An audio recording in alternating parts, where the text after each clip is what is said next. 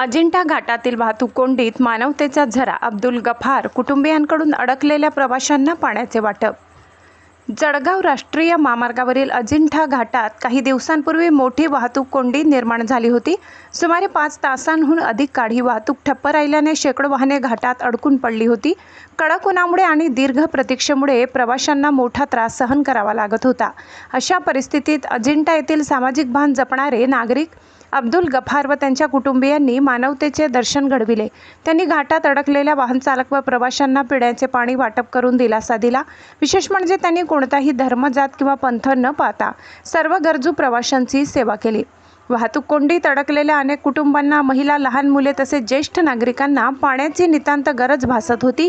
ही गरज ओळखून अब्दुल गफार व त्यांच्या कुटुंबियांनी स्वतः पुढाकार घेत पाण्याच्या बाटल्या व पिण्याच्या पाण्याची व्यवस्था केली.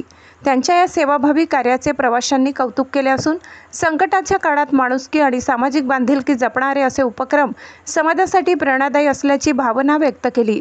धर्मजात आणि पंथ या पलीकडे जाऊन केलेली ही सेवा खऱ्या अर्थाने राष्ट्रीय एकात्मता आणि मानवतेचा संदेश देणारी ठरली. धर्म नाही, माणुसकी मोठी, हा संदेश अब्दुल गफार आणि त्यांच्या कुटुंबियांनी आपल्या कृतीतून समाजासमोर ठेवली आहे.